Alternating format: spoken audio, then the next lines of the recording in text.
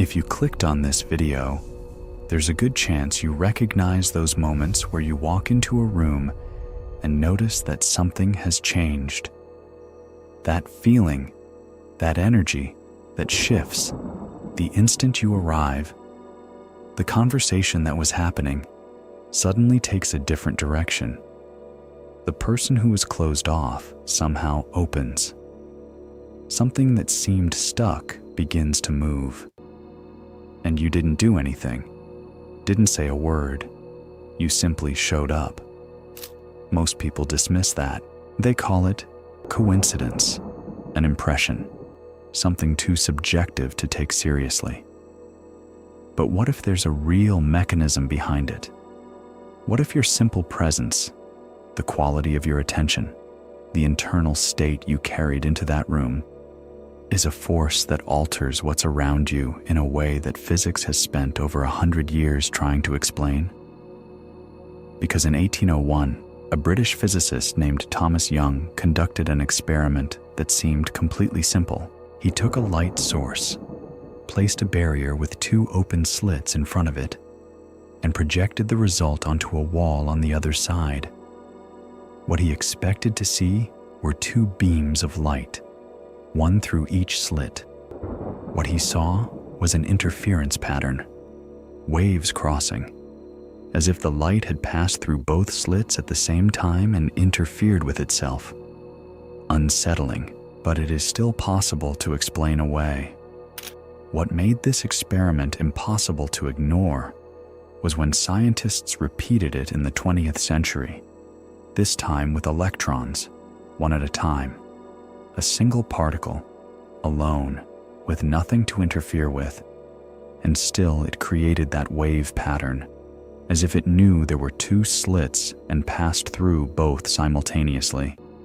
Then, scientists placed a detector to observe which slit the electron passed through, and the pattern disappeared.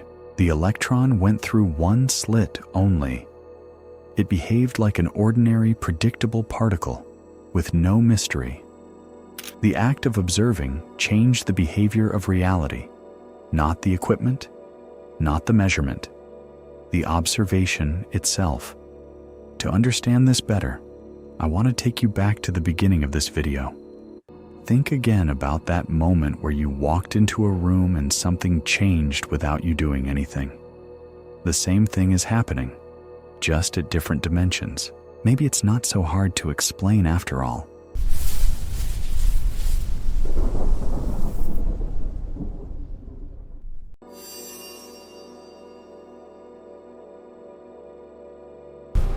Welcome to the Quantum Observer Paradox. Today you will finally understand this phenomena. Give a like and subscribe if you liked the video. What quantum physics discovered about the behavior of subatomic particles may be the most important mechanism nobody ever taught you about how you affect everything around you. Every conversation, every environment, every person who receives your attention or who doesn't. What comes next explains why some people transform the spaces they walk into, and why others spend years without understanding why nothing around them ever seems to move. Stay with me until the end to understand this observer's paradox. Now let's get to today's highlighted comment. Can you tell me if knowing you don't want what you have in life personally and professionally, but not knowing what you do want, is the beginning of a transition or something else? This question touches the very first stage of a quantum transition.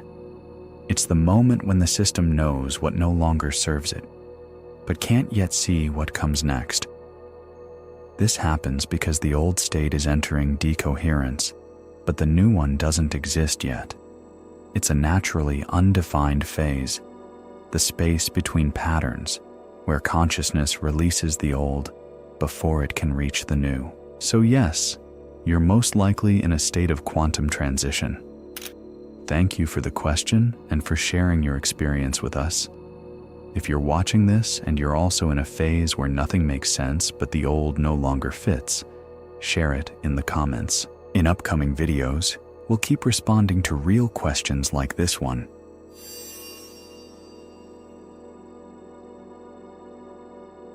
What Thomas Young discovered in 1801 took on an even stranger dimension in 1978 when physicist John Wheeler, one of the greatest theoretical minds of the 20th century, the same man who worked alongside Einstein and coined the term black hole, proposed an experiment that became known as Wheeler's delayed choice.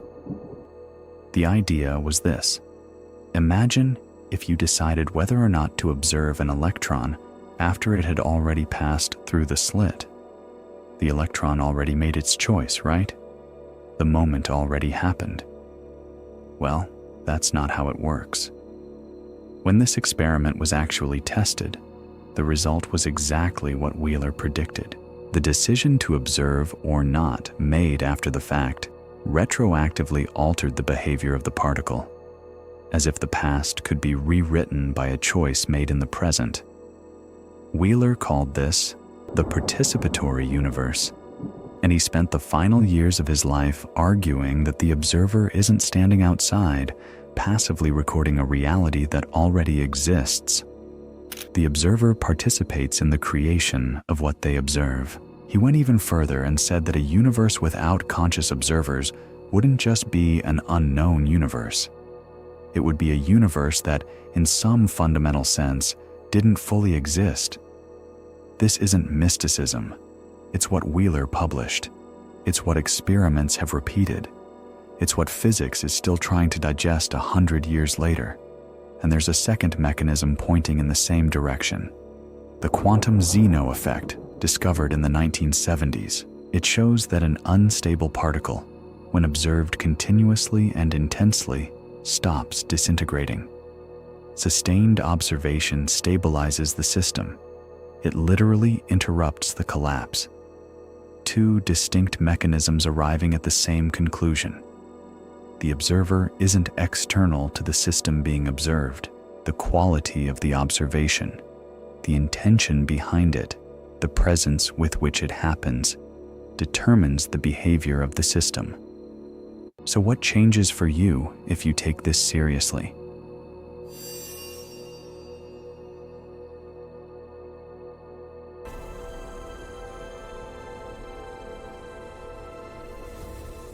To understand this, let's step out of the lab for a moment and into things you've already lived. Think about a conversation where the other person was physically present but completely somewhere else, responding on autopilot, glancing at their phone, nodding along while you could feel their mind was elsewhere. You know exactly what that feels like. And you also know how closed off you became in that conversation, how much you left unsaid, how much you held back from being fully yourself, because somewhere underneath it all, you could feel that nobody was really there to receive what you had to give. Now think about a conversation where the opposite happened. The other person was completely present. No distractions, genuinely there, listening in a way you felt in your body. The difference isn't only emotional, though it's deeply emotional too. Research in neuroscience shows that when someone observes us with genuine attention, our oxytocin production increases, our heart rate regulates, and the part of the brain responsible for complex thinking activates in a qualitatively different way. The observer changed the biology of the observed without touching, without speaking, simply through the quality of their presence. Now, think about a project, a goal, an area of your life where you want to see movement, but things have felt stuck for a while. Have you truly been present in that area? Or have you been there physically while your attention was divided across 10 other directions? Think about the moments when you were completely there, no distractions, no part of your brain running elsewhere, and compare that to the moments of fragmented effort. The difference in what emerges isn't about effort or time. It's about presence, and that has a real mechanism behind it. And there's a third example that may be the most powerful of all. Think about a child, someone you know, or maybe yourself when you were young. When an adult looks at a child and genuinely believes in them, not performing encouragement, not being polite, but truly seeing something there, something in that child changes. And when an adult looks at a child and deep down doesn't believe, even without saying a word, something also changes. The child feels the quality of the observation, not the words, what's behind the words. This has a name in psychology. It's the Pygmalion effect, documented in dozens of studies since the 1960s. What you expect of someone, communicated through the quality of your attention, literally changes what that person is capable of becoming. 3 completely different situations, the same mechanism running through each one. I personally find this extraordinary. It's one of the reasons I fell in love with quantum physics and created this channel. To talk about exactly this and to help you watching right now. Leave a comment if this resonates with you. Your presence was never neutral. It never was.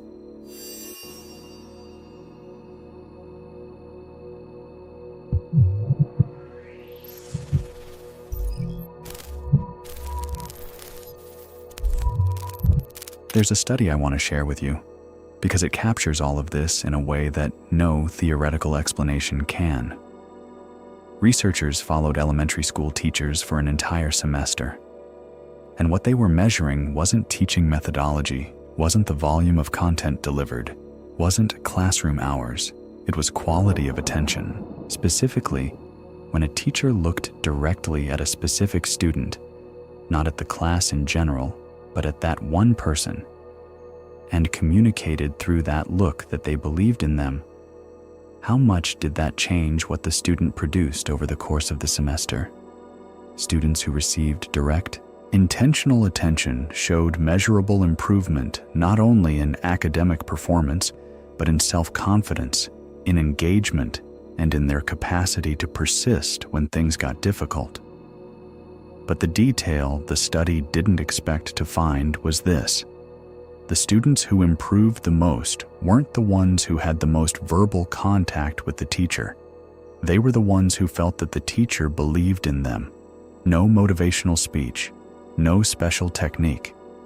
Just the quality of what the teacher was being when they looked at them, and what that look communicated in silence. Simply the way of observing changed everything.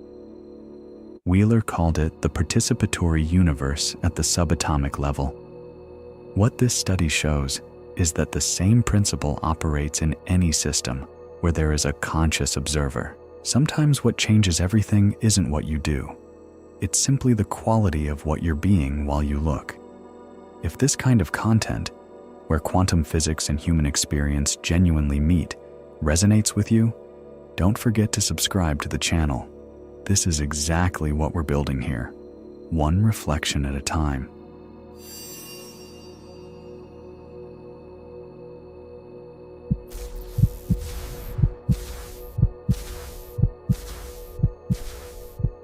Now that you've understood this paradox playing out in real examples, I want to give you a 3-step protocol you can test today. This isn't meditation. It isn't visualization. It's a real experiment where you are the scientist and your own life is the laboratory. Step 1. Identify the area. Think of an area of your life where you want to see movement. A relationship, a project, a situation that has felt stuck. Now answer internally, without overthinking. Have you truly been present in that area? Or have you been there physically while your attention was somewhere else? Just observe. 10 seconds, no judgment.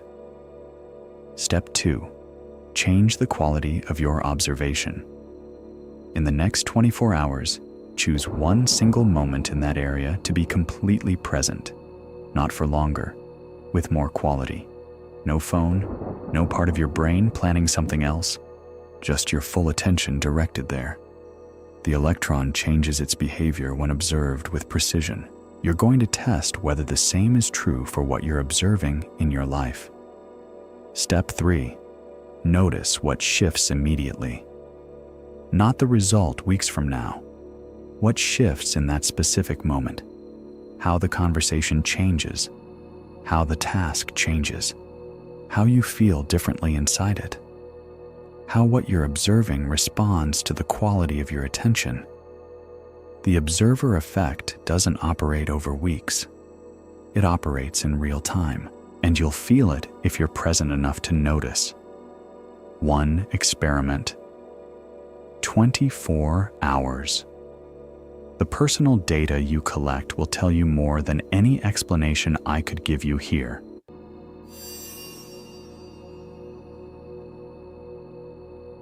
Every moment you spend in divided attention mode is a moment where your observer effect is fragmented, and systems with fragmented observers produce fragmented results.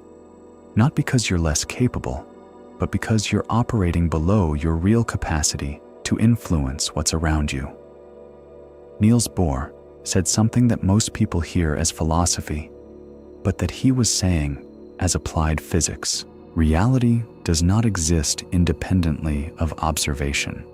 If that's true at the subatomic level, and the experiments of Young, Wheeler, and dozens of others confirm that it is, then the question isn't theoretical. It's completely practical. What in your life is waiting for the right quality of observation to begin moving? Because it's probably not waiting for more effort, and it's not waiting for more time. It's waiting for you to actually show up.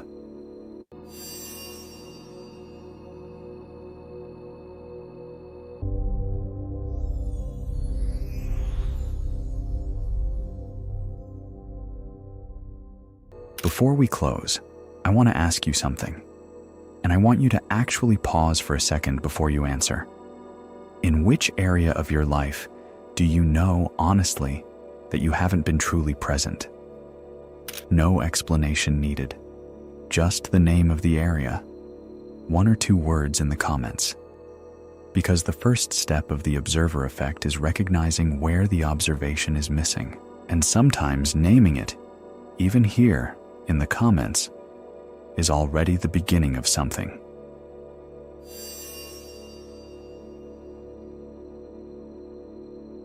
To help you go deeper into all of this, I created a practical ebook for people in a transition phase who want to apply this kind of knowledge in everyday life. Not just understand it as a concept, but have a real guide for how to use it. It's in the description and pinned comment. I created it because I needed this map, and it didn't exist when I needed it most. Maybe it can help you if you're in that place right now. If you made it here, the video appearing on your screen right now isn't a random suggestion. It's the next reflection, the next layer of what we're investigating together on this channel. Every video here is built as part of a continuous frequency, an investigation into where quantum physics and human experience genuinely meet. Click the video on the screen and continue this journey with me. I'll see you in the next reflection.